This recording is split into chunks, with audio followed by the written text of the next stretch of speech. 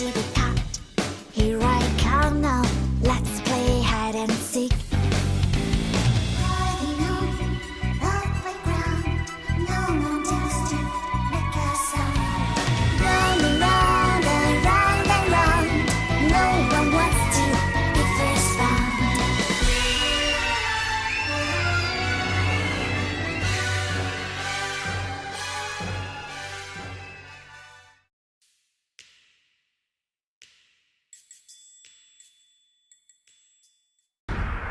Good evening, America, and welcome to this special edition of Cross Country in Moscow, Idaho. Tonight, we are in front of the Moscow Police Department, and you may be asking why. It's been about 3 weeks since the horrific stabbing death of 4 college students at the University of Idaho. 3 weeks since we lost Zana, Maddie, Kelley, and Ethan. 3 weeks, and still the police have no suspects since the horrific stabbing death of 4 college students at the University of Idaho. 3 weeks since we lost Zana, Maddie, Kelley, and Ethan. 3 weeks, and still the police have no suspect or person of interest. The community has been left in limbo, left with more confusion and more questions. We are on the hunt for answers for them. Moscow deserves answers. The students of the university deserve answers. These 4 young, innocent victims deserve answers, and so do their families. So let's start there. Joining me now on set, the parents of Kelley Gonzalez, Kristi and Steve Gonzalez. Thank y'all so much for being with me. You guys have been so transparent and strong for the public. Kristi, you called the person that did this the boogeyman. Yeah. What did you mean by that? It's literally like what nightmares are made of. Like when you're a little kid and you think of the boogeyman, that's just how I feel. Like that's just the horrific details of everything. Them just having a good time, going home and going to bed, and this happening to them. Your best friend crawling into bed. Just crawling in bed. Every and girl the in boogeyman America comes. knows what that's The like. boogeyman doesn't, So, question. First of all, I want to know how you guys are doing. Hope you're doing well. I don't know about you, but this last court thing just took me back, man. And it just flung me right on back into the beginning of this, where all this stuff was said. All these little things coming out that are all now scrubbed. Some of them are still there, but a lot of them are scrubbed.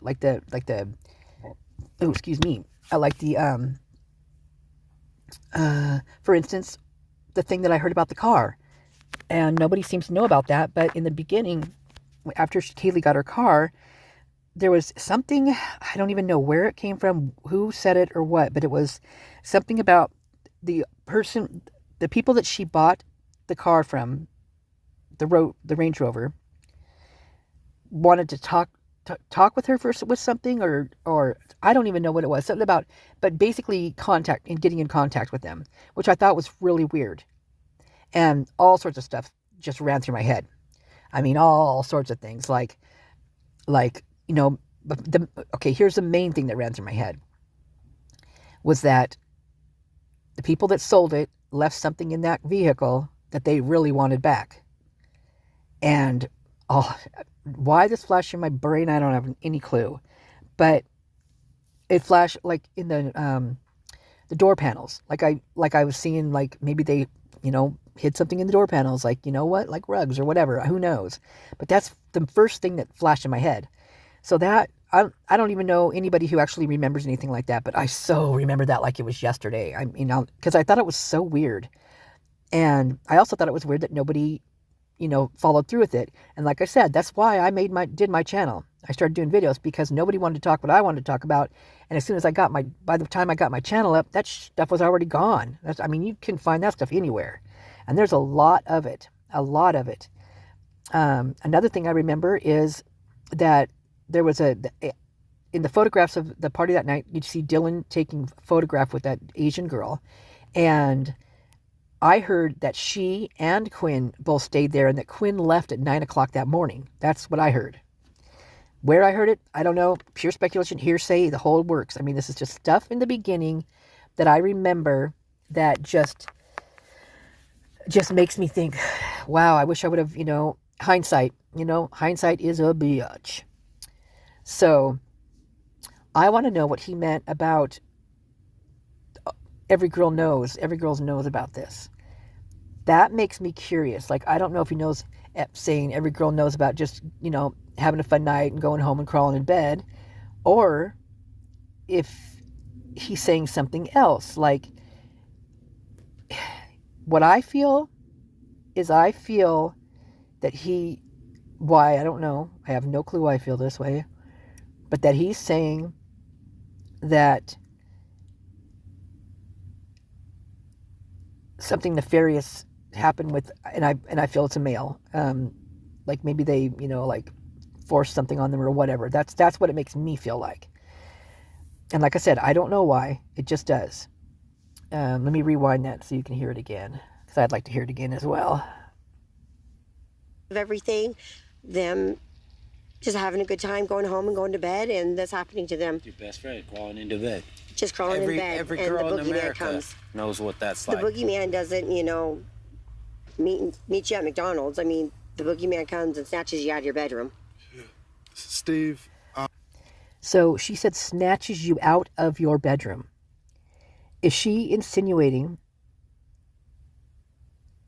that they were taken? Snatches you out of your bedroom.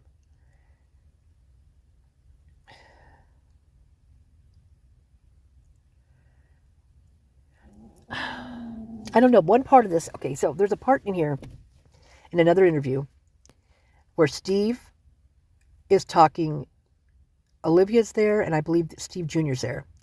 And they're talking about the part, I think they're talking about the back lot of Queen Road, or the back parking lot behind their house is what I think they're talking about, but I'm not positive. But that there was a bunch of people there that were volunteers, mind you. So this is another thing. They got people trampling all over that place. And if they had hordes of volunteers running around there trying to find stuff, they should never have done that. That should have all been literally yellow taped off. And they should have had officers all around that area. This is a quadruple homicide. This isn't, not that just one person doesn't matter. I'm not saying that. I'm just saying it is extensive. And it is on a college campus. And it is at a very, a time of year when there's, the vacations coming up, the holiday vacation. So you got students leaving, but you also have students staying, but you also have the big parties if they are staying. There's so much involved in that. I mean, in that particular time, not only in that particular time is that happening, but so are hazings. Now, we've seen in the past, it's a pattern. It's definitely a pattern. And it's not just a pattern with this school. It's a pattern throughout the schools, that this is a time of year that they do it. And my thought process is that they do it at that time of year because they're leaving and they can just, beat feet out if something happens, or if it doesn't happen, whatever. But they can get out of there and not be in the limelight if something does come down and it's, the cops are involved or whatever. That's how that makes me feel, because just like, like who Green says, or was it the dean of students? Maybe that was who said it, that if, they wanted to leave, we suggest that they go, because this is such a terrible time. Well, holy God, that right there, they should have locked that school down. Nobody should have left, period. Nobody. They should have, who knows when when those people left at the time they did, like say that was that, maybe it was later that same night or day, maybe it was the next day, who knows. But if say they left then, but say they didn't come back for the 2 weeks of vacation or even longer, are they going to know who they interviewed and who they didn't, if they interviewed anybody at all? From what it sounds like on all the Instagrams and stuff like that, these kids are saying that they were never interviewed, that they actually reached out to law enforcement and they didn't contact them back. Well, we're kind of seeing that with the last hearing, right? What have they done? And we're seeing it right here with them interviewing with Steve Kristi. What has law enforcement done? What did they do? I mean, we even saw on the videos, like the first videos they had where after the murders, it was the same freaking day. And there was literally no one there. It was like, what is going on? I mean, it was just, that place should have been crawling. But it should have been crawling with people that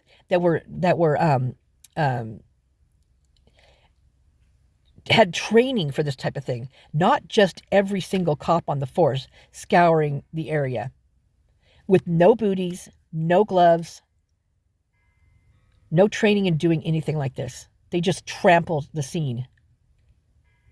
But prior to them trampling the scene, the students that were called over did it. Because it said that, with Greek life, that you're not supposed to call the police 911 if something like that happens. You're supposed to call like the president of the chapter or somebody else. The university, I don't think it's the president of the university, but I could be wrong.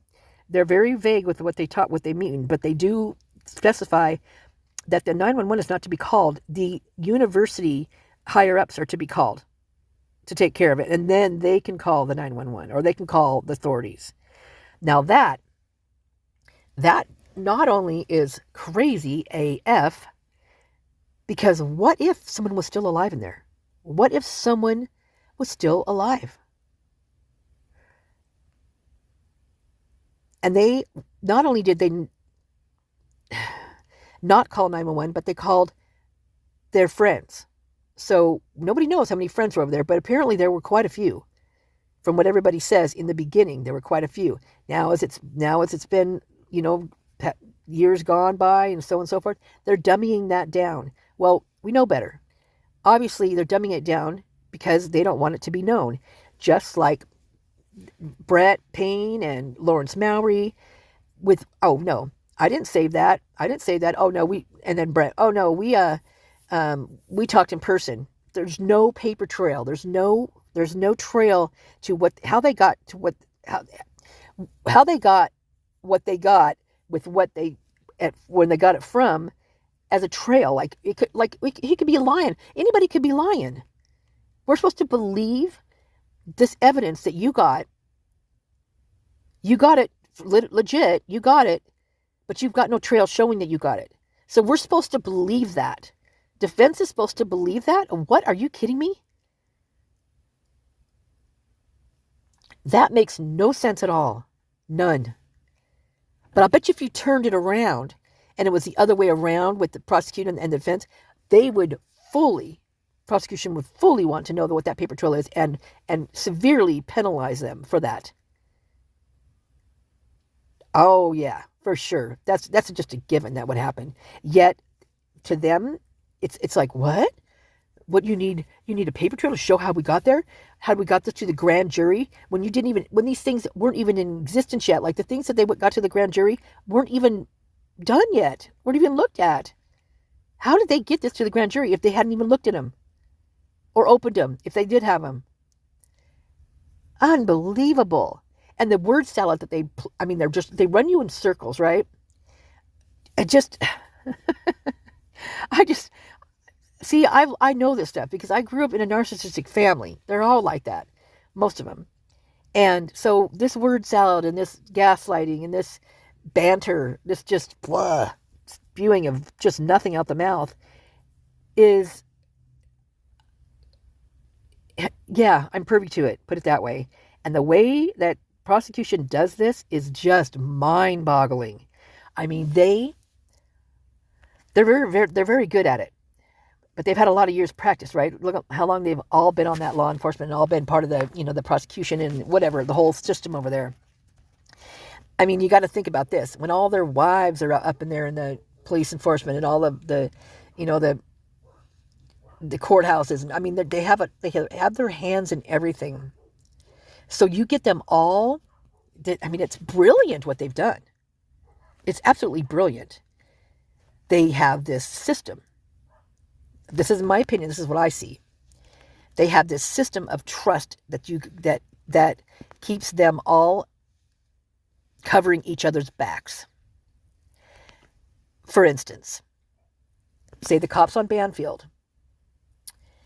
One of the cops, not Rosie, but the other one, his wife is the dispatcher at the police department.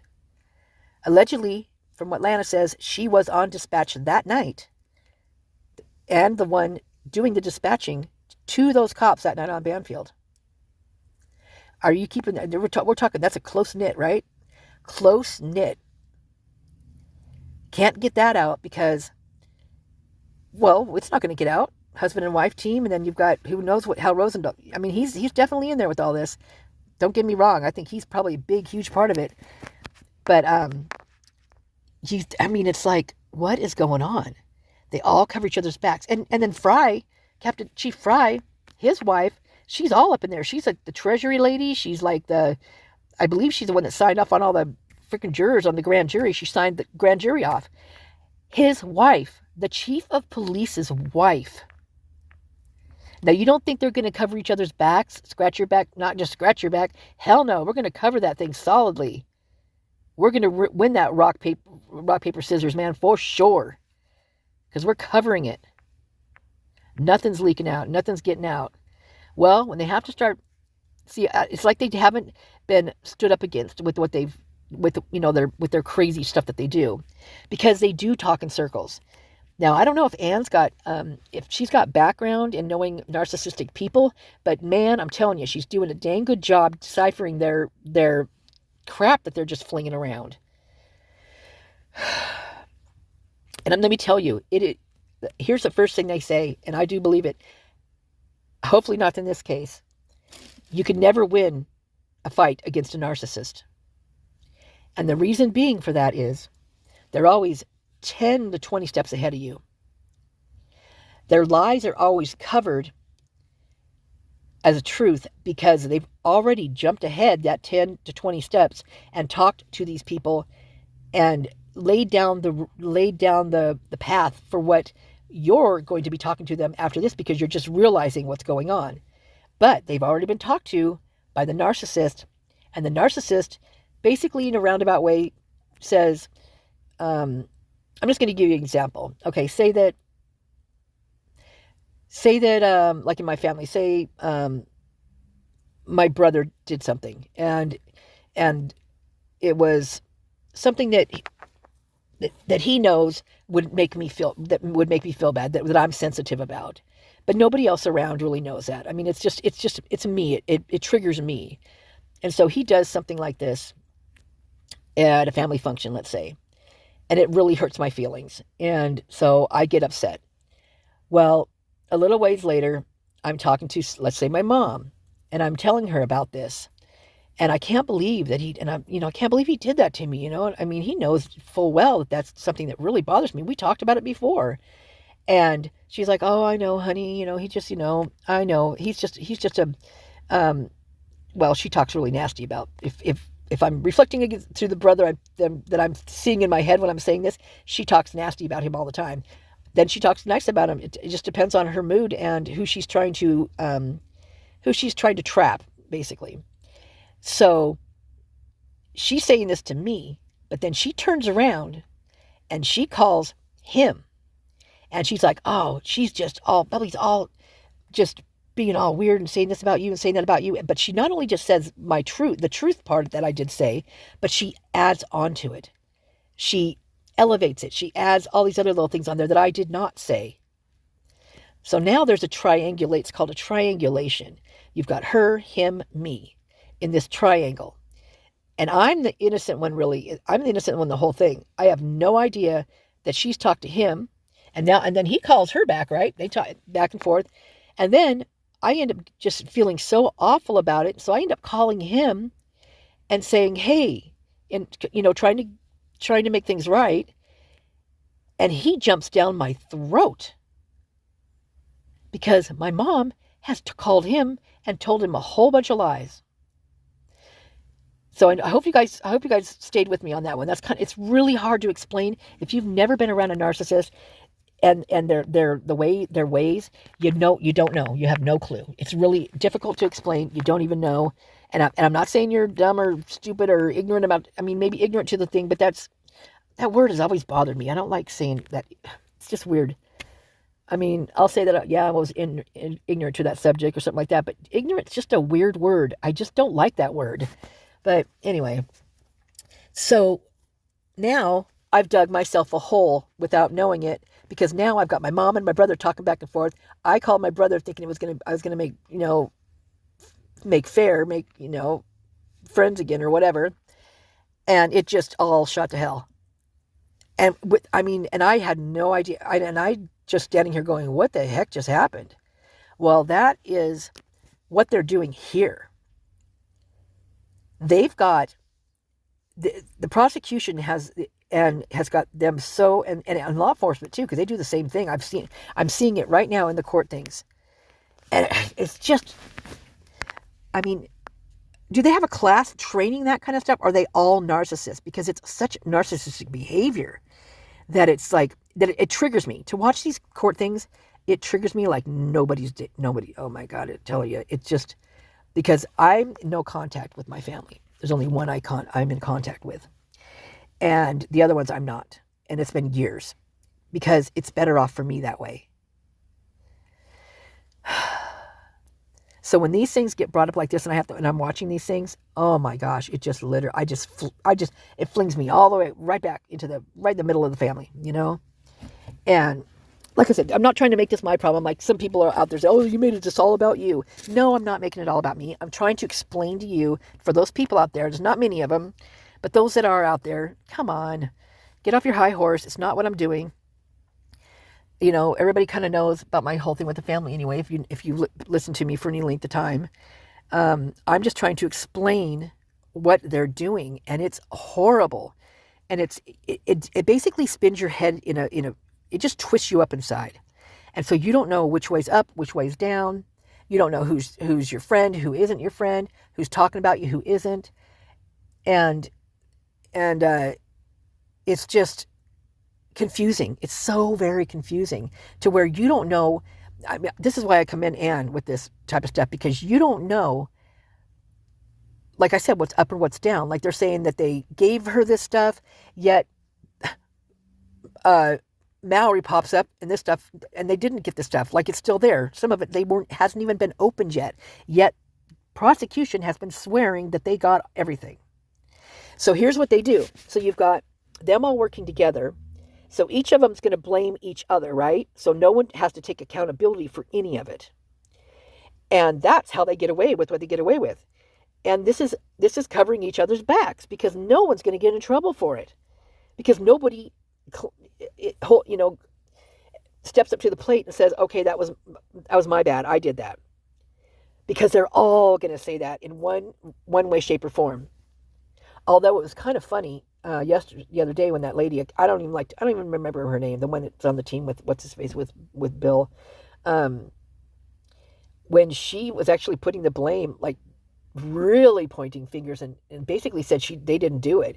And I was like, wow, because that's usually not how that works. Usually it was just weird. I mean, I was like, whoa, things are getting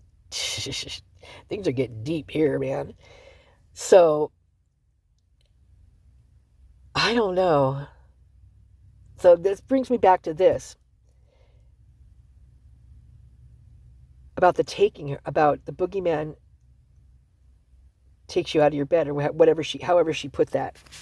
Let me rewind it and see. Hold on. Knows what that's The like. boogeyman doesn't, meet you at McDonald's. I mean, the boogeyman comes and snatches you out of your bedroom. So right there, snatches you out of your bedroom. I feel that they try to tell us things in their way. And it's always these riddles. There's these read between the lines. Steve's been very confusing for me. Because one minute he's okay with thinking Brian's not quite guilty. Then the next minute he's like throwing him under the bus, right in front of the guns. So I don't get that part unless he's just trying to cover his own butt. And, which that could be too. And I could understand that part. But it's like you have to read between the lines. You have to like you have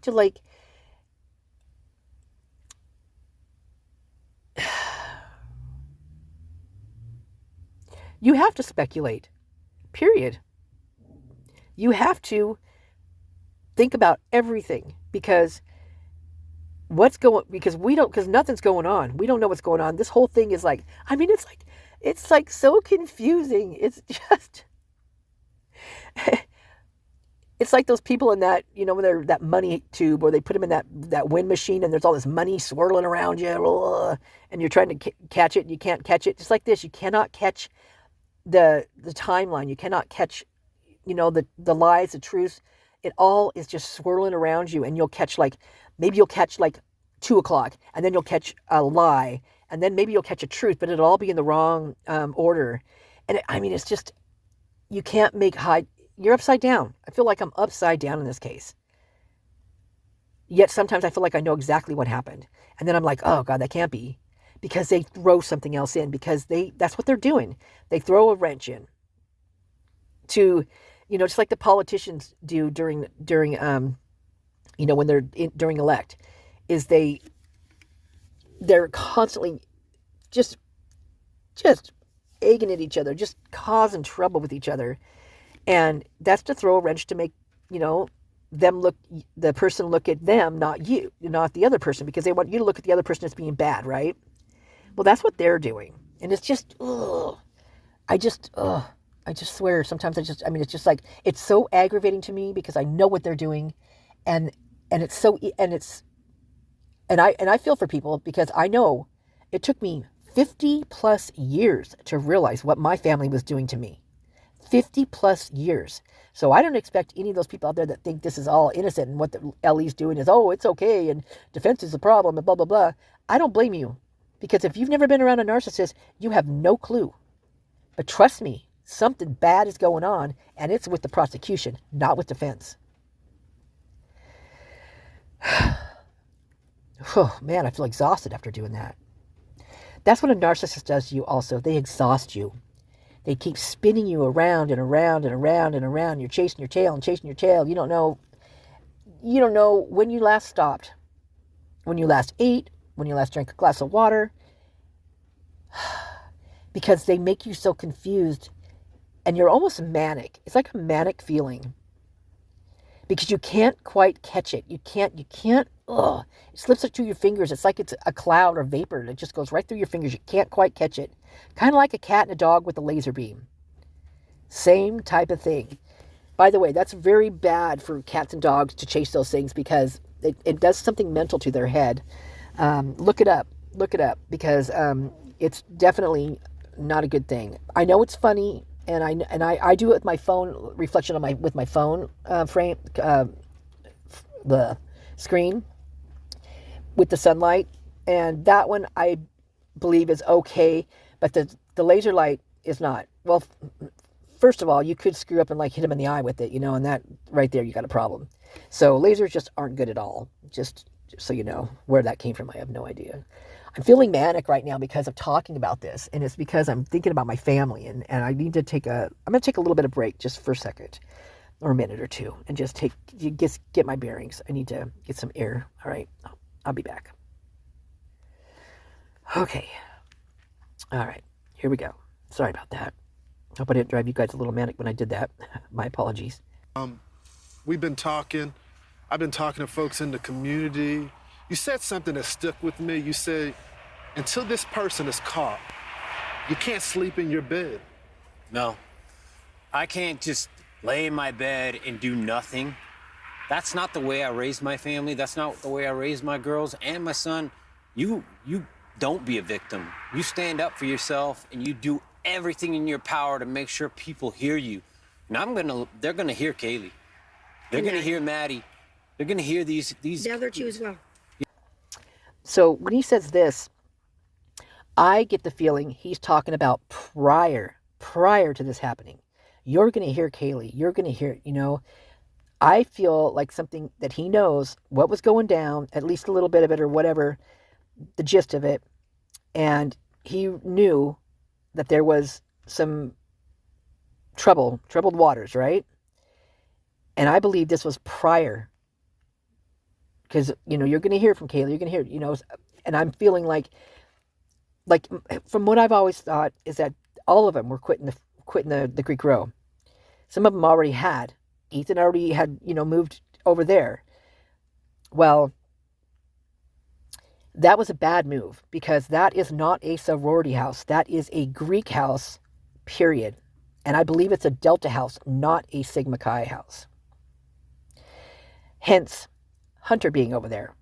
Now, it's interesting that Hunter and Conrad are good friends, and that Conrad was with him because he's a Sigma Chi. So it's almost like they have this little treaty together or something. But that's a Delta house, from what I understand. And that makes it clear as to why Hunter was over there. He was a Delta. I believe so was wasn't Adam Lauda was a Delta, and I think don't mark my words on this one, but I know that Hunter was for sure. Okay, so hold on, make some more room here. So the way it goes with those sorority houses, that's always been a frat house. The sororities, I feel like when something goes, like when they're being looked at, like the frats have gotten themselves in trouble, they're being looked at for one thing or another, that's when they give up the house to the sorority girls. And they keep it for a while until things start laying low. Things are, it's got, no one's thinking about that anymore. And then they take it back over and they start at the same thing.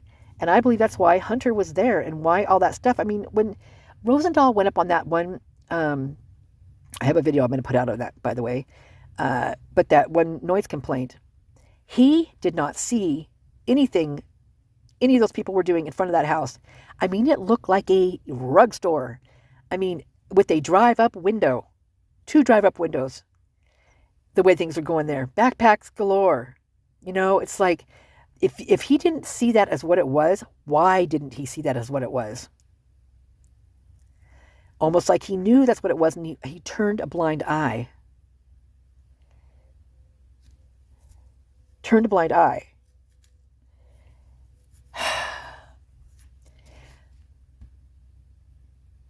And I think that's why Kaylee was so stressed when she came to the door. She looked stressed as heck to me, man. And I've gone through all my thoughts on this one, and I've just kind of come to the conclusion that she was new to that house, right? She was new there. She'd only been there maybe a month. Everybody thinks that she just got there that day. Well, I've done some research, and she's been there since June. Even her parents say that. Now, if that's true, I don't know. I mean, who knows what anybody says is true at this point. So it's all a guessing game. It's all speculation. It's all hearsay, because nobody even knows. Yeah. And we all know, we can't believe what the cops say. They've changed their stories so many damn times. And I mean, just everybody has. So when Kaylee walked out, Hunter and Rosendahl had already been talking close up. Even Rosendahl looked back when he heard that the other cop walking up. He stopped what he was talking about with Hunter. But if you slow that baby down, you see some weird stuff going down. It almost looks like they're being like someone's handing someone's, back and forth. They're palming something to each other. They're whispering. They're pointing over at the fraternity house across the way. Yeah, everybody can play into that, oh no. Well, Rosendahl just said, oh no, we were over there, with the noise complaints, so we came over here, and then Hunter points, he's like, oh, over there. Anybody can read any of that into that, but that's not what I see. I see that house doing some, they're a store. They're a store. And they're making purchases, they're buying, they're selling, they're whatever. It's so obvious. I mean, they're hanging out windows. The guy's talking nonsense about, lost something or whether to the cop, when that's not what he did. He was underneath that window. He's making phone calls. He's doing deals. He's making deals, man. The shipment came in and he's doing the deals. It is shipment day. It's bid day, baby. And that's what they're doing. That's why that party was over there. That's why that frat party was going strong, and why they kept looking over at the King house, because they knew what was going on over there. They were waiting for their turn. They were waiting for a delivery, in my opinion. And there was plenty of people with backpacks on over there. There were people in cars. It even looks like there was someone on the roof that was scrubbed out. There's scrubbed out areas in that whole video that I just found it yesterday. I delved all day into that thing. And I did not look at it that closely before. But I decided it's time to really look at that video and that body cam. And it is, yeah, there's some issues. I almost feel too like the cops were going there, especially Rosendahl, would show up at the house for the noise complaints. I feel like in order for Murphy to get used to him. That's why I think that, so that they can come. So I don't know. I just feel like it was so the dog would become familiar with them, right? But when Kaylee walks out, first of all, she's sweaty. She's stressed. She's just stressed.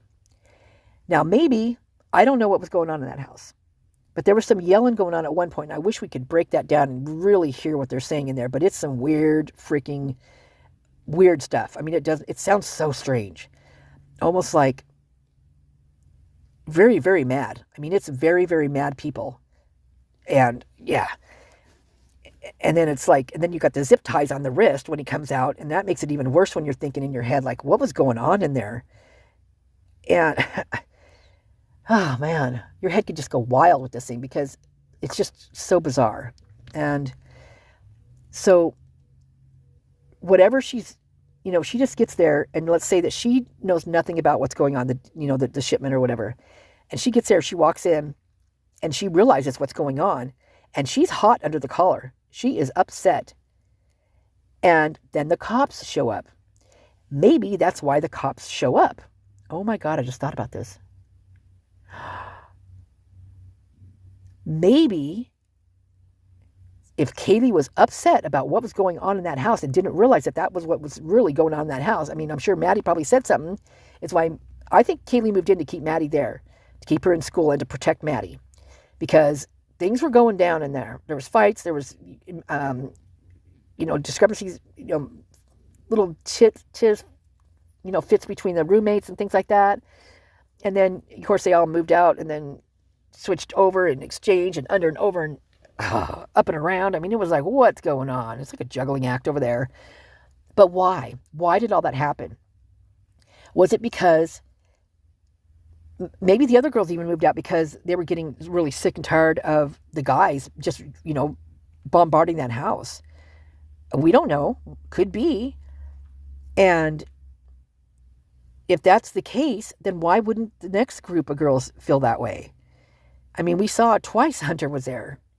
And basically, at one time, he wasn't there. None of the roommates were there, he said, even though Bethany was there. We know Dylan was there. But they lied about the whole thing, It's like, wow. So you've got now these frat guys who this has been their house from the get-go. It's just the sorority girls there is just to mellow things out with, people watching. Now it's a sorority house, right? And it's for the girls, not the guys. Don't worry about us. But they can't do this at the fraternity houses. They can't do it over at the Sigma Chi house or the Delta house. They got to do this off campus. And so that's the house. I think all of those King houses were just part of it. But I think King was the one that was most important because it was the one more visible to everybody. Like literally everybody could see it from every angle. And it had bird's eye view for the Moyer's house. It had, Queen Road's apartments could see it. All Taylor could see it. All the other LLCs. I mean, they were on display. For Christ's sakes, the Green could see it. He cut down all those trees and stuff. Bird's eye view of their house. Sigma Chi from their rooms. I mean, the whole works.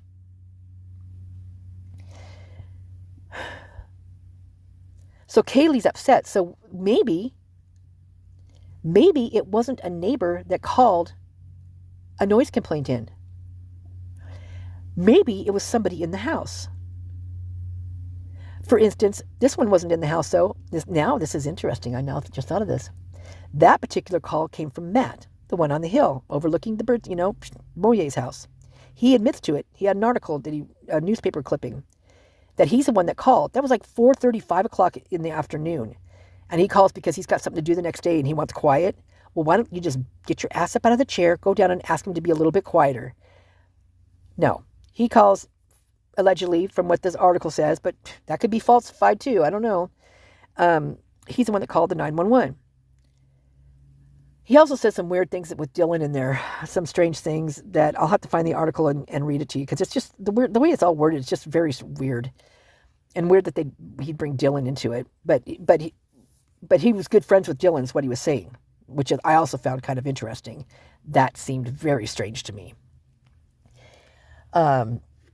So if Kelley was not happy with what was going on in that house, and she was arguing about it, she was pitching a shit about it, right? She was not happy.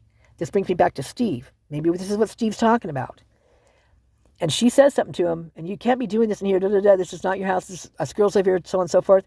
And the guys are like, no, it isn't. And that's when the big guns have to be pulled in and give her a little warning, so to speak. Is that why the cops showed up? Was that their warning? Her warning?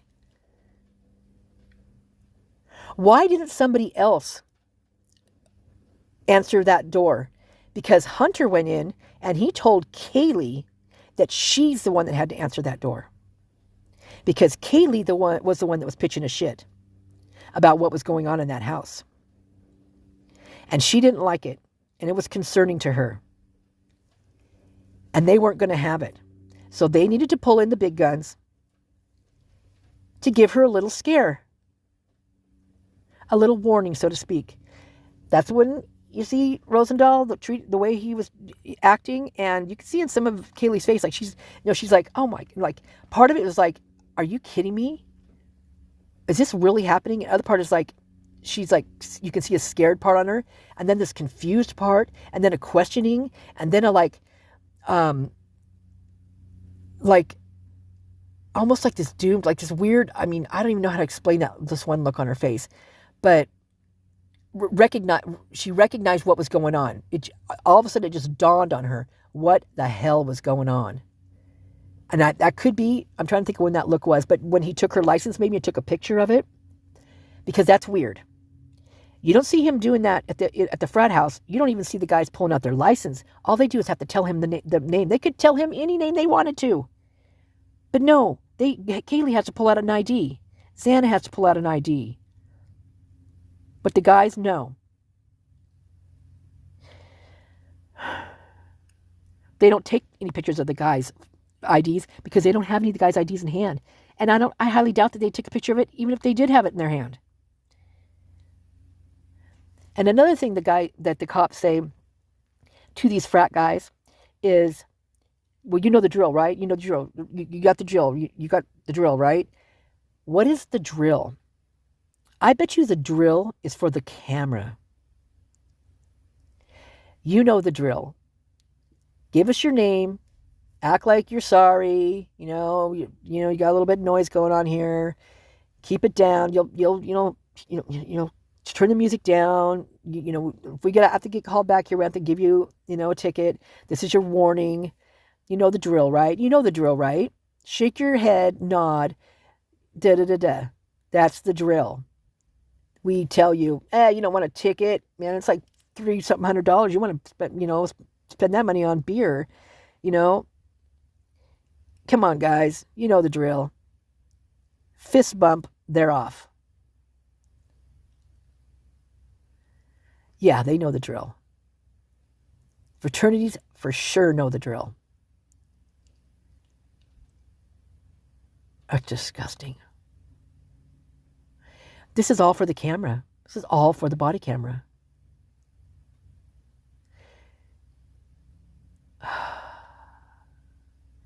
Wow. Oh my God.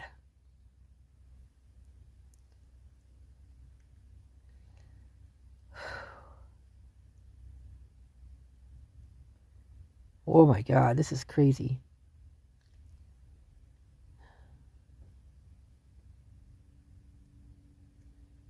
Yeah. They were totally being threatened by the police because of the fraternity. The fraternities called them. The fraternities called the noise complaints in. We already know that because Matt called in one of them, right? Because they weren't abiding by the rules of the fraternity house. Because it's no longer, it's not a sorority house, it is a fraternity house. And they were having issues with it. And that was cutting into their fund. And a major fund at that. Wow. Oh my God.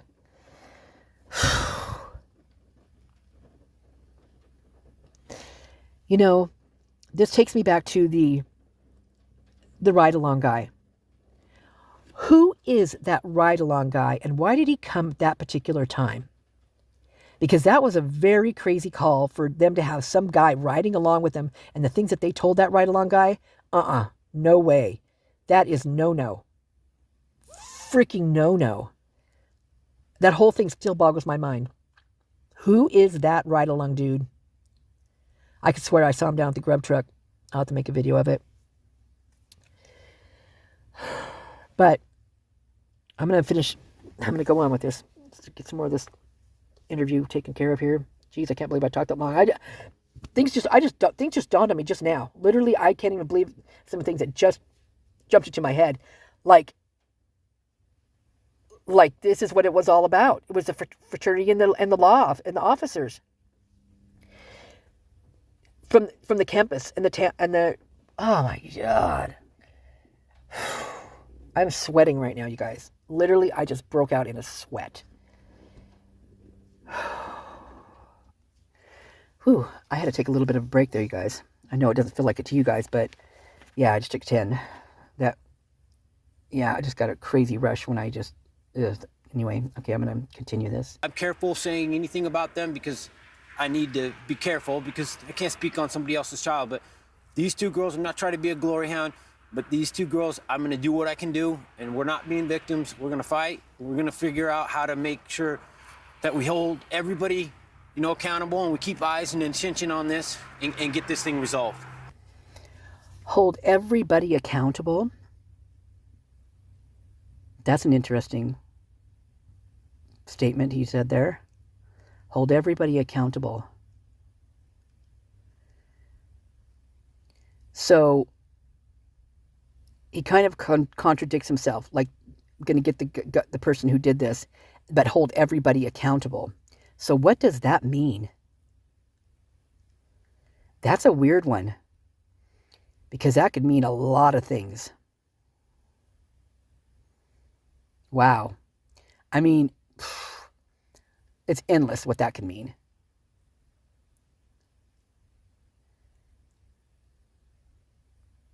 Wow. I don't even know if I want to go into that one on this one, but just something for you guys to think about, because I think I would talk for 4 hours on this one, because that one's just wide open. Okay. We're going to fight. We're going to figure out how to make sure that we hold everybody, accountable, and we keep eyes and attention on this and get this thing resolved. Steve, you have made it very clear to our audience that you are supportive of law enforcement.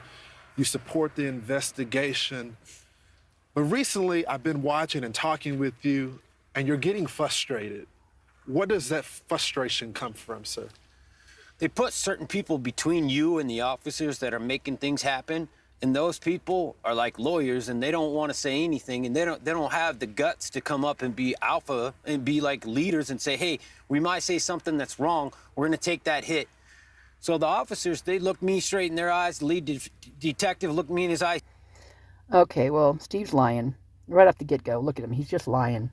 There's no way Brett Payne can look him in the eyes. Sorry, I had to go there. I had to lighten it up a little bit. Okay, this one, I can't leave Steve like this. Hold on. Oh, maybe I can. Looks like he's howling at the moon. He's the alpha right now, right? So when he's saying this makes me seriously go right. Okay, the person between you and the police officers, right? That's a university. That's the university. And he's talking about stepping up. That's a university. Talking about alpha, that makes me think of fraternity. It's right here. He's saying it right here. I'm going to rewind it. They put certain people between you and the officers that are making things happen, and those people are like lawyers, and they don't want to say anything. Fraternity, university lawyers is what those are. Frat lawyers. All those kids are lawyered up. That's what that's all about right there. The guts to come up and be alpha and be like leaders and say, hey, we might say something that's wrong. We're going to take that hit. So the officers, they look me straight in their eyes. The lead detective looked me in his eyes. I have no doubt he's working as hard as he can. But somebody isn't communicating. There's nothing being released. It seems like they're trying to suppress the story. Of course they're trying to suppress the story because they've got to get a fall guy. They've got to make something up. They've got to cover. They've got to, they are busting a move to figure this one out, because this one was a bad one. Not that they're not all bad, because they are. We're talking about the Hayes, and we're talking about Hudson Lindow. We're talking about Lucas Tyler. We're talking about Caden. We're talking about Jason Gray. We're talking about Sam Martinez. And, there's so many of them, you guys. It's hard to even... Hannah Cleary. There's so many to even list them off. Is just, there's so many, you guys. And I know I remember a lot of names. I know a lot of people in this whole thing, but I don't remember all of them. There's the one over there at Wazoo, the third. I always forget his name because he's got like 3-4 different names, and then he's a third. So it's like was it Thomas? Oh, I can't remember, but I feel so bad about that too when I can't remember them, because it feels like I'm not honoring them, and that's not true. It's just my brain is filled to the hilt. But let's listen to that again. I have no doubt he's working as hard as he can, but somebody isn't communicating. There's nothing being released. It seems like they're trying to suppress the story. We want to put rewards out. They're like, don't do that. Yeah, I get it. Your town doesn't want to have reward posters posted all over when you come and you do your rush. See, he knows exactly what's going on. He knows this is a university driven. He knows that's what the cover-up's all about, that they can't have this out. They got to keep this under wraps. They can't even, that's why they said the whole targeted thing. Well, yeah, it was targeted for sure. But they're definitely not going to ever say the frats were targeting this thing. And that, this hands down.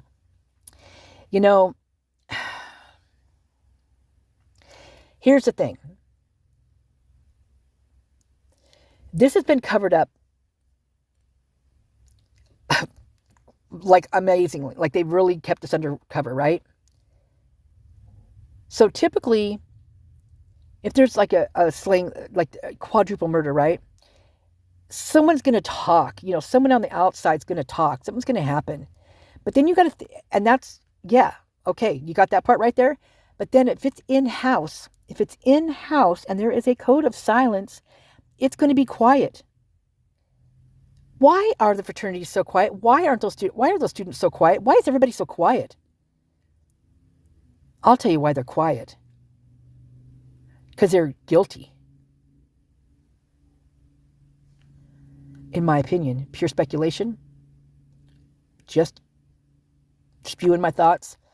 But that is the case. If this was on the outside, there would have been something somewhere. 4 people who had talked to each person, talked to another person, just to say just one other person, and that one other person talked to somebody else, and then so on and so forth. They would talk. But this is a code of silence in-house. They're not going to talk because it's their butts that it's their whole education, it's their whole life that can be stripped from them. It's that easy with them. Obviously, it's that easy. Look at the ones who've perished. What did they do? Was Caden going to write a piece on it? Was he going to write a story and put it in the Argonaut? Is that why he's gone? Jason was a criminology student. Double major criminology and in criminal psychology. Set to graduate last December. Gone. Now, it says that he passed at his home, which was not in Idaho. Doesn't say from what or anything like that. It doesn't say anything. But it could be anything. It could be him being taken out like Caden was, in my opinion. Or what if, this is pure speculation. I'm just saying that there's all these scenarios. What if he was a criminology student that ended up getting say some DNA from Brian? Unbeknownst to him what was going to happen, right? Not knowing the full extent of this stuff. Then what happens is this all happens. They get Brian, and it's like the death penalty and all this. What if Jason couldn't handle it? What if he couldn't handle the guilt? What if he did take his own life?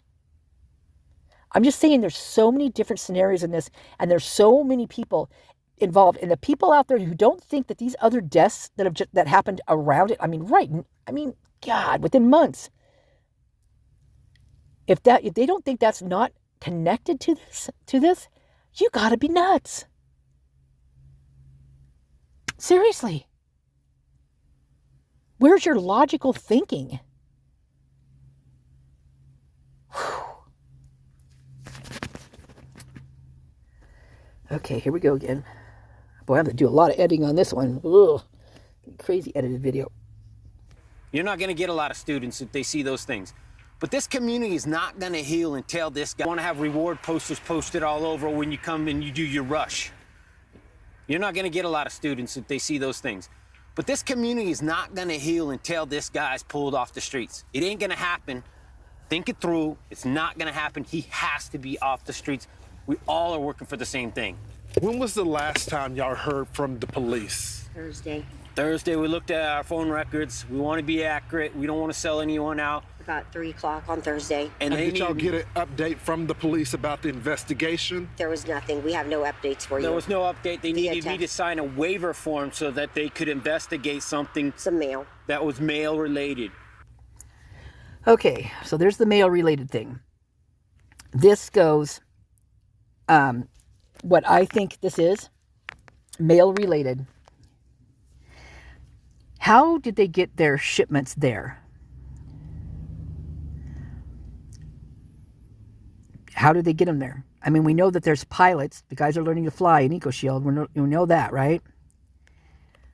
There's a couple pilots that were pilots since they were like 16 years old that are over, that are there at the University of Idaho. One of them is an engineering student. He's graduated now, but he was a pilot when he was 16, and he's a private pilot. He claims that's on his LinkedIn, and he hadn't even graduated college yet. And he's a private pilot. All right. So you've got this whole thing with the UPS and the delivery trucks, right? What were they looking for? And not just someone ordering a knife sheath. I don't think that's what they were looking for. There's deliveries coming in. And that was the mail that they're wondering about, in my opinion. And there was mail, there was a package and stuff, or whatever. It looked like a package that the investigators found around the property there. There's pictures of it. I mean, I've got some pictures of that. So was that what it was? So throughout the police records, there's several at different, and it seems like as I've been narrowing it down,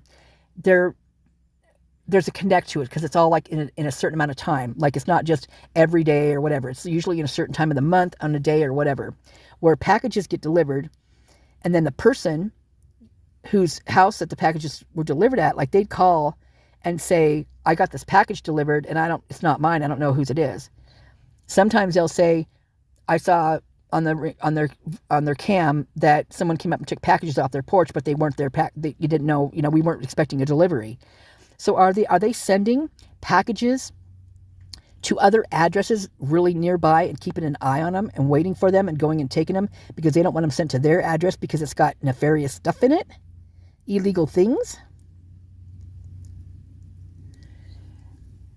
Did he have to sign a waiver for a package that they already knew was coming and knew what was in it? Pure speculation. All my opinion.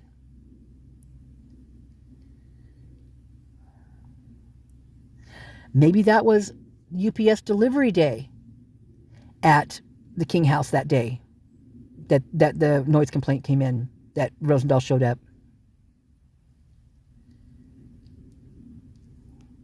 You know, and all of the clip-its and all the videos and stuff, you're seeing a UPS truck drive up to those frat houses.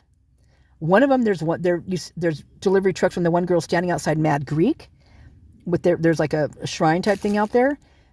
She was talking on a news thing, and a UPS truck was right there behind her.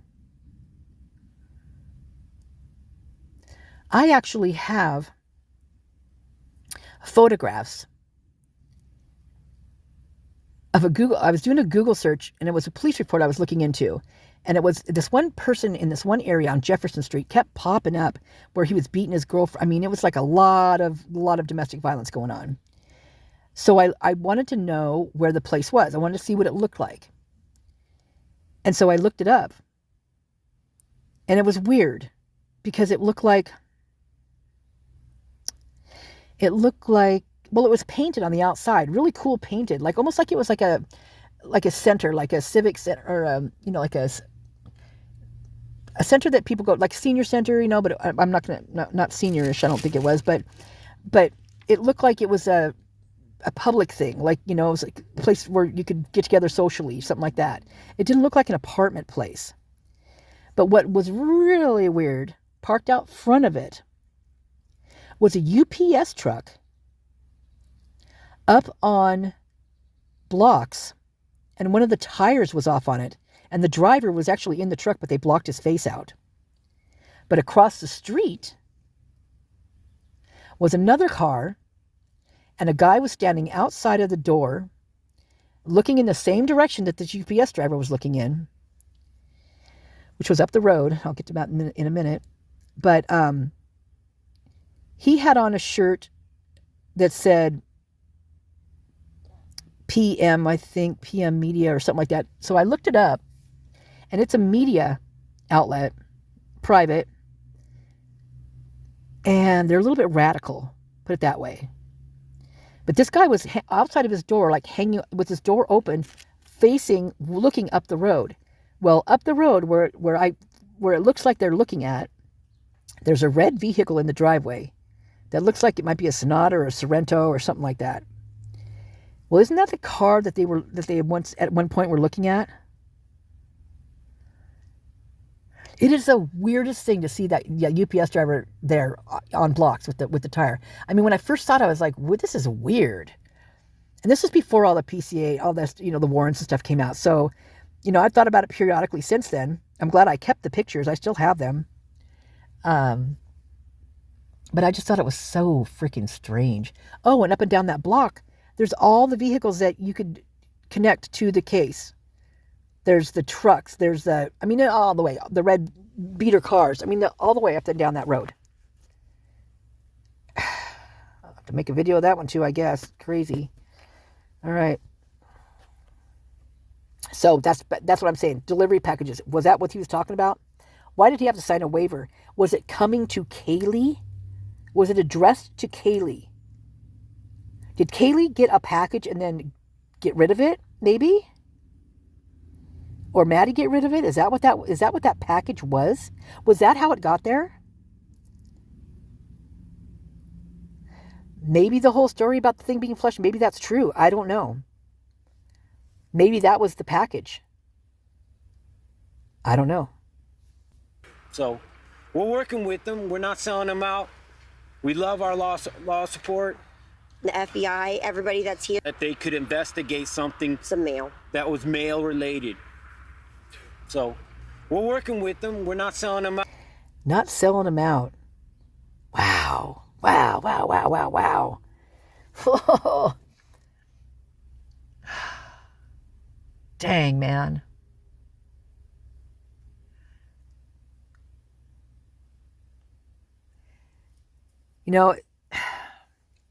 Could have been a sting, gone wrong. Raid, gone wrong. Could have been a package got there and the cops knew about it. It was like something, a sting, or maybe there was something going on. They were looking into it and they were surveillancing the area. Obviously, we're surveillancing it because of the noise complaints, in my opinion.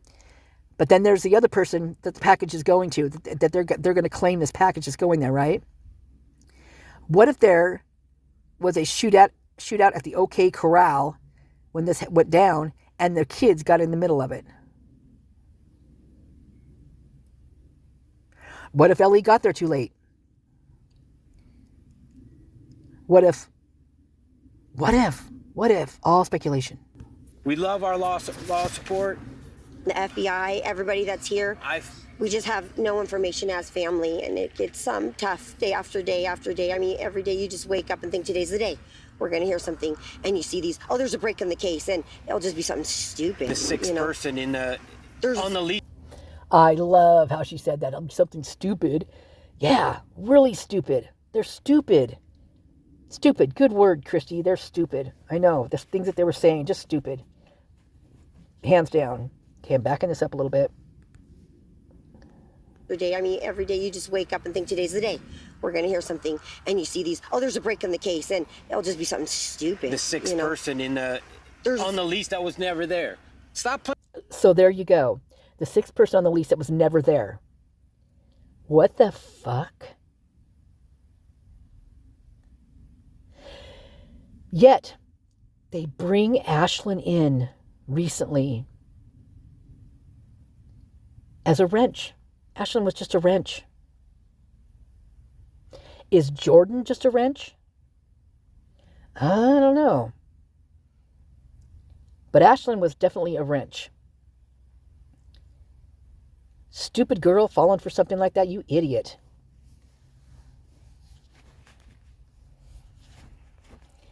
So they're writing their own story. It's their own little fairy tale, but it's like the bad fairies, man. This is just ugly. Something, and you see these, there's a break in the case, and it'll just be something stupid. The sixth person on the lease that was never there. Stop playing games. This is serious. Wow. These are people's lives, and this is the future of this community. There's going to be 10,000, 15,000 kids that come into this community next year, or they don't. So be serious. I had the opportunity to speak to... You know, I like that he just said that. They either come into the community or they don't. The thing is, with the university, what they've done, in my opinion, is really screwed themselves. Because now they got to keep this game going, this fake story. Because they've gone too far. They've gone way too far to turn around. Well, not really. They could if they wanted to, but in their eyes, they can't. They're either there or they're not. To me, say it was the fraternities and the sororities, if they would have come clean, gotten rid of the people, the evil that's in there that's going down, put their freaking foot down on hazings, hands down. I mean, put their foot down so hard that if you even thought about hazing in your head, they would know, and you would be punished for it, or something would happen. You wouldn't be thinking about that again. I don't mean punished by being hazed or anything like that, but you'll be reprimanded. You're gonna have to, whatever it takes, to get that stuff stopped. So if they took care of that and had it so kids weren't afraid to go to school to get some education because of this Greek system, they would have been fine. They would have been way better off than they are now. But now they've got, it's so much harder to keep covering up a lie, covering up a lie, and for everybody else. And this is a whole community. This isn't just one or two people trying to keep a lie, keep a secret. This is thousands of people. That's no. I don't care how strong that code of silence is. Someone's gonna crack, and rightly so. This is stressful. Why would anybody want that on their conscience? It's beyond me. Way beyond me. And I've been told that there were differences in the way that the victims were killed. Some were more severe than the other. And this week we heard the target attack walk back and then reverse it back to it being a target attack. What can you tell us about the targeted attack? They have told us that it was targeted, but they told us they can't tell who. We asked specifically, and they said, we'll try to get that information to you. And they got back to us a day or so later, and they said, we're sorry, we can't give you that information. But then a day later, we saw in the news that it was not targeted, or they think the whole house was targeted. But I'll cut to the chase. Yeah. Their means of death don't match. Okay, so targeted and not targeted. Back and forth, back and forth.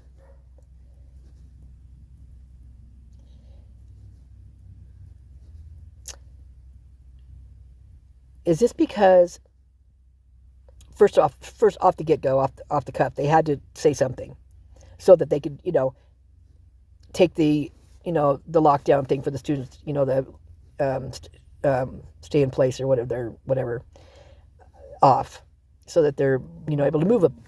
I think the whole house was targeted. But I'll cut to the chase.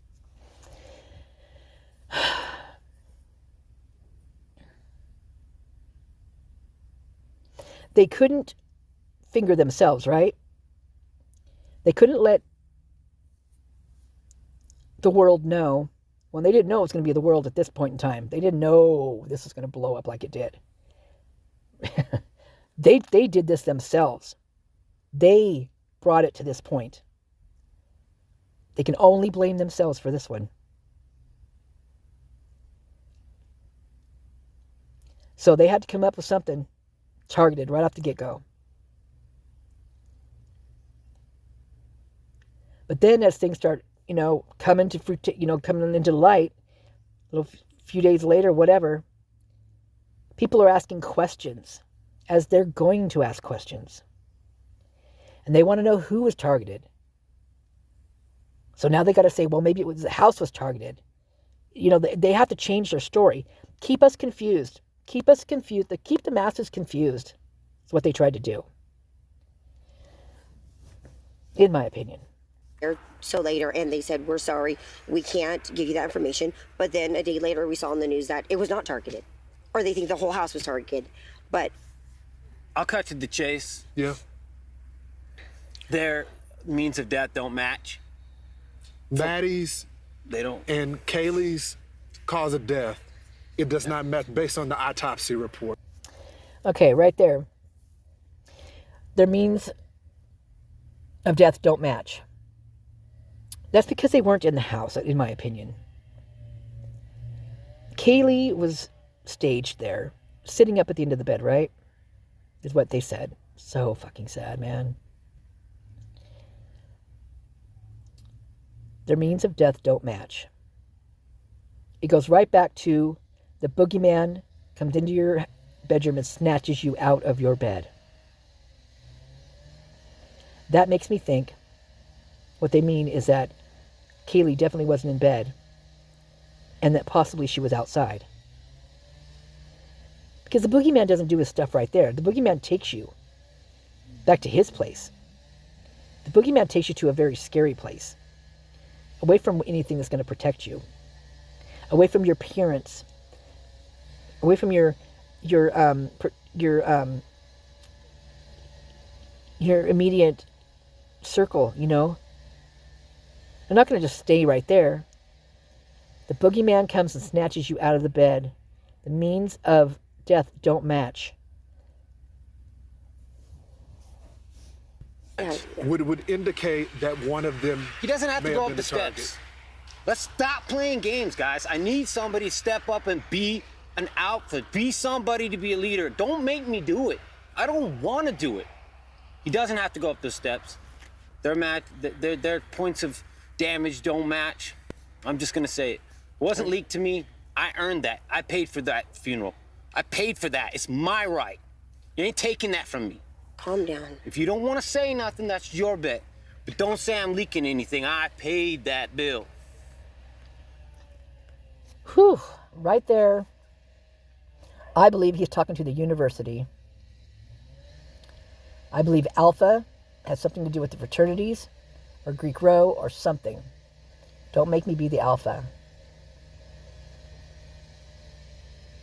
Alpha you can also look at as there's wolves and coyotes that are alpha. So maybe, that's also connecting the fraternities with the deaths of the wolves and the coyotes that were found on the doorsteps.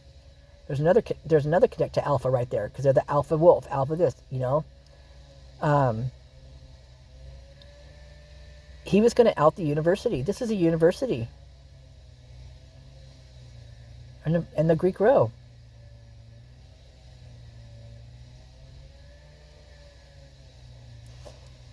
So is he calling out the head? Is he calling out Green on this as being the main guy to get whatever done? I mean, either way you look at this, right, is that if, let's say it was a fraternity or the university and the fraternities were involved, then and the university covering up, it has to be Green that's covering this up. Pulling all the strings, getting it done, writing this book about safety or whatever, which is just disgusting. Fucker. I mean, that's just like throwing it in their face. No, and here's the thing. Maybe Green said, go take, rough them up, whatever. Maybe the rough up thing was true. Just going to rough them up a little bit, give them a little taste of what could happen. But things got out of hand. Maybe that's what happened. Maybe that's why Green shed a few tears. Oh, what did I do? At the first pressure. Or maybe he's just that good. I don't know. On my opinion, pure speculation. Sent my daughter to college to get an education. She came back in the box, and I can speak on that. I was also told from sources that are closer to an investigation, because there was a lot of roommates in there. And this was horrific for those roommates that were there as well. Okay, I've always been told that if you say a couple, that means 2. A few means 3. Several means 4. But a lot of roommates means over 4. Means more than that. That's what's always been in my brain. He just said a lot of roommates were there.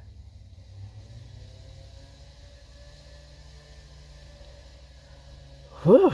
To an investigation, because there was a lot of roommates in there. And this was horrific for those roommates. He said even in there, not outside the house. He said in there. Well, Absolutely. Yeah, absolutely.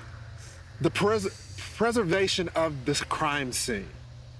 Witnesses tell me that it may have well been preserved because the phone was passed around between one of the fraternity members and the girls. One of them unfortunately witnessed the death. Witnessed the death. One of them unfortunately witnessed the death. What the hell? Look at Steve's eyes closed. One of them unfortunately witnessed the death. It may have well been preserved because the phone was passed around between one of the fraternity members and the girls. One of them unfortunately witnessed the death, the body there. Can you confirm that? We cannot actually. We know nothing about that whole phone call. We've asked, and it's, I know that a lot of people want to know, but that's just not our agenda. We just are like, somebody called 911, somebody was reported unconscious. We don't really know. We've heard so many different things, and nothing has been clarified or been told to us at all. And I don't know if I personally have asked anything about that. I don't know if you have asked that, but we know that this is getting 3 weeks in, and it's starting to get, we don't want it to go cold. So with her saying that it'll never be known. That 911 call will never come out, even if there even was one. That is never going to happen. If it does, I will be shocked. And it'll be the 911 call of all 911 calls. It's going to be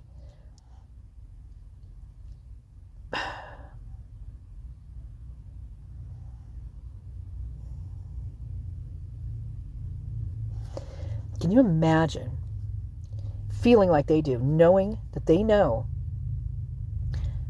all sorts of stuff that they're not saying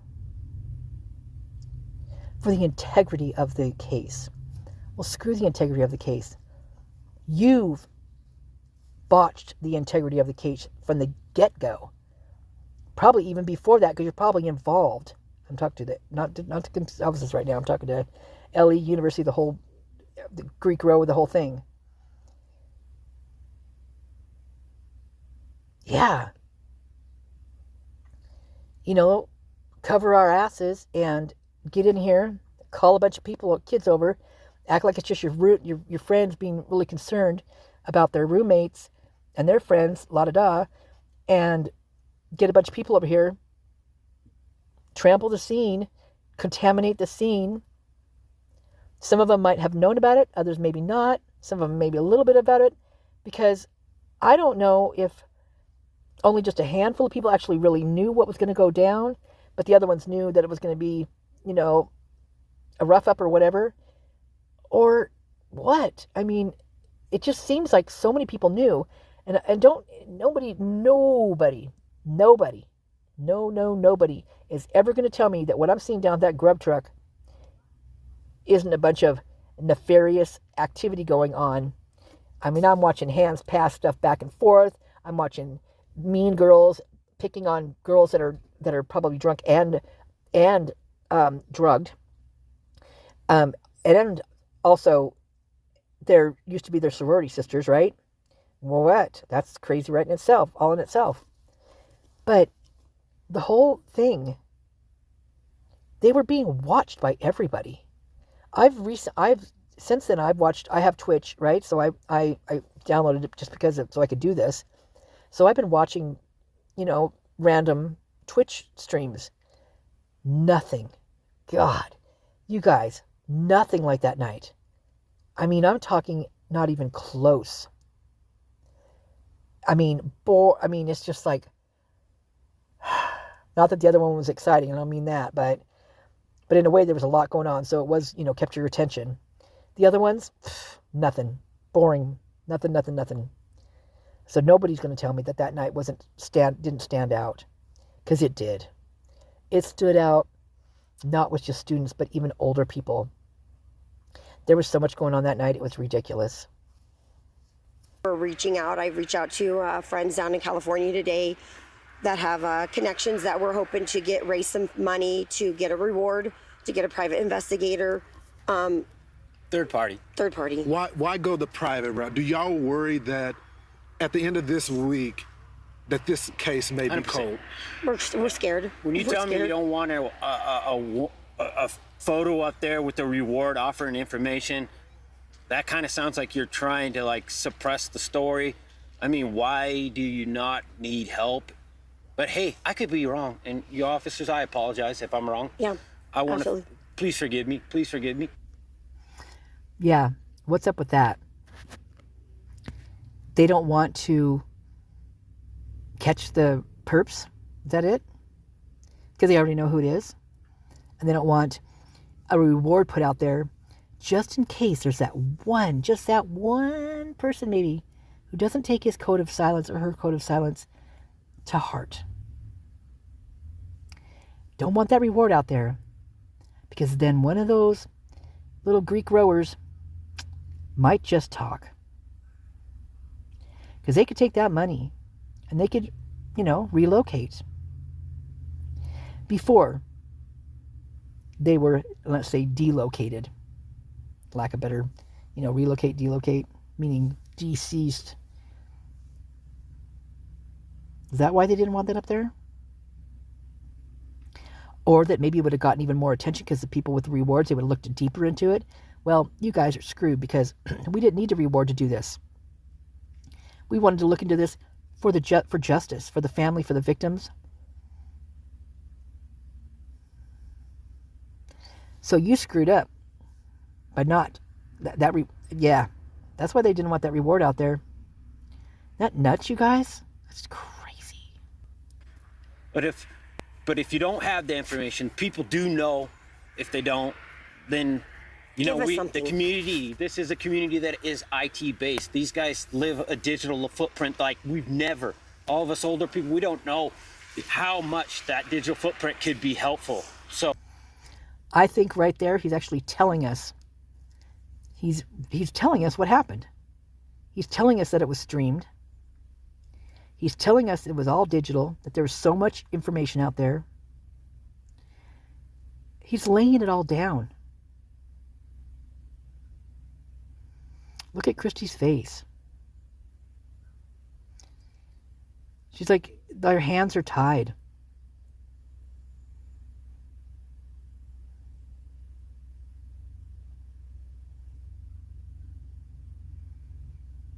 Their minds, I mean, imagine our minds running wild. Can you imagine what their minds are going through right now? I mean, then, even now. And the fact that they couldn't, like, vocalize and just say, fuck, it's goddamn school, you know, it's all about the butts in the seats and the money and blah, blah, blah, blah. They couldn't say that.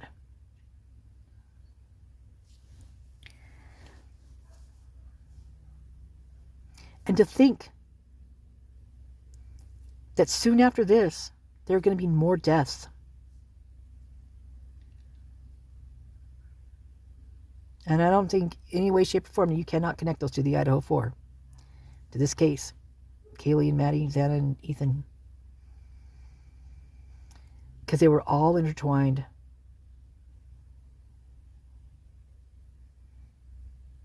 that's what we asked for. I hope like a DNA, a family lineage, if they could come out here and just start taking, this town is not that big. We could figure out this, and it might not be him. It might be a family member. We have family. Ooh, right there. Get this. Alumni. Fraternity.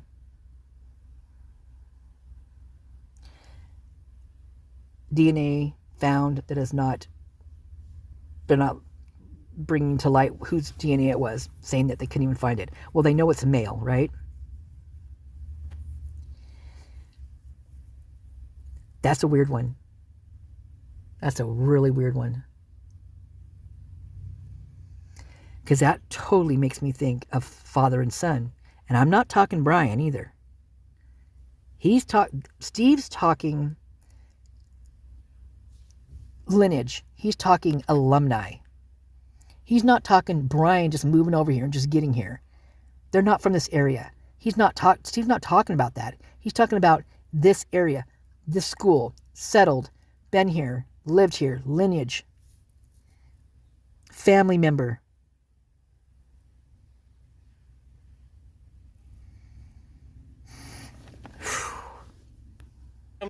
All going to the school together. Family lineage, if they could come out here and just start taking, this town is not that big. We could figure out this, and it might not be him. It might be a family member. We have family all going to the school together. You know, there's cousins, there's aunts, there's uncles. We could find this guy just with volunteers. Lineage companies were, Put Idaho on the map. Whoa. The first one that comes to mind that's got like strong lineage through there. I don't know how much they've donated. They're not really the donators to there, but they're very well known. And that's Ferris. I mean, all of his brothers and sisters. His sister's a criminology student. I mean, he's got brothers going there. They got football. I mean, the whole works. I mean, for Christ's sakes, Jake Ferris's football jersey is number 13 from high school. 13. He loves the 13. He even puts it on the outside of Sigma Chi, the house on Sigma Chi, when he's doing a film, and that's not the house number. But he decided to put 13 on there. That's ominous, you guys. That's freaking ominous. DJ, Ethan's best friend, spent Thanksgiving break over there at Ferris's house. Was that to keep DJ quiet? Just saying. Pure speculation. Just thoughts coming out of my head. Oh, and then recently with the football fights, it was a Ferris they named as talking to the football players and, figuring out what's going on. It was a Ferris.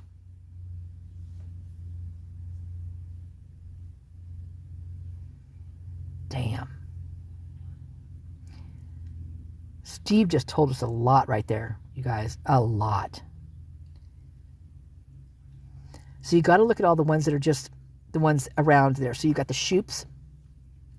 Some stuff about them. He's all up in EcoShield. And it was said in the beginning that they had something to do with it, Eli. They've got a building there that's been there forever. They donate to it. But oddly enough, Eli, never went to school there. He never went to U of I. So then you've got the McClures. Now they're big, huge building. I mean, David Barry, he's working over there in the McClure building. Senator type stuff. You've got Bethany, who allegedly is engaged to Zach McClure. His sister is Jenny McClure, who was in the sororities with the girls.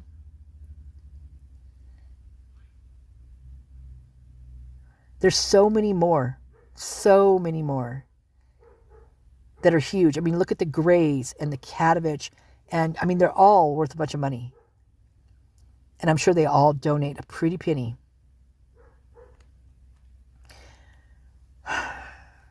And they're all alumni. And they're all suspicious in my mind. I mean, I'm suspicious of all of them. Don't forget the Lovelands. And the Holts. Don't forget the Holts. Don't forget the Campbells. Or the Showalters.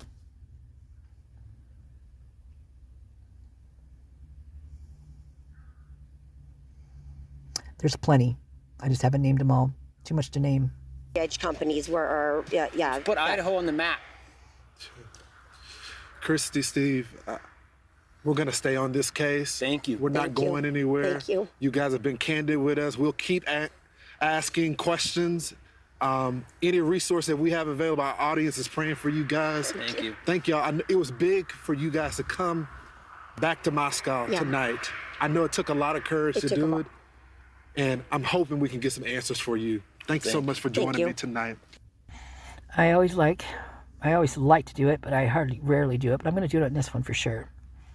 I wanted to put in the date that this was, the actual description. So this was them 3 weeks after the murders, December 4th.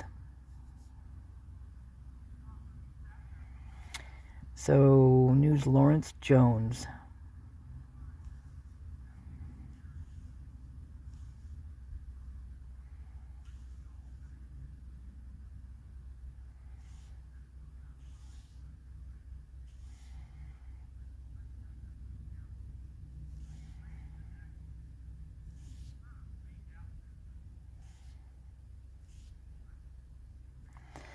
So this way you can see everything in here, okay? I'll also link it in the description. So, all right, you guys, love you. I hope that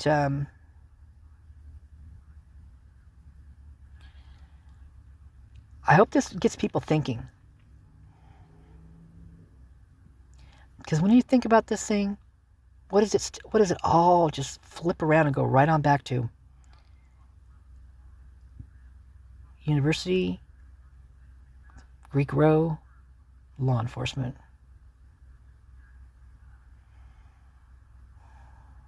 Shit. Sing out love between my brothers and my sisters all over this land. Ooh, I've got a hammer and I've got a pearl and I've got a song to sing all over this land. It's the hammer of justice, it's the bell of freedom, it's a song about love between my brothers and my sisters all over this land.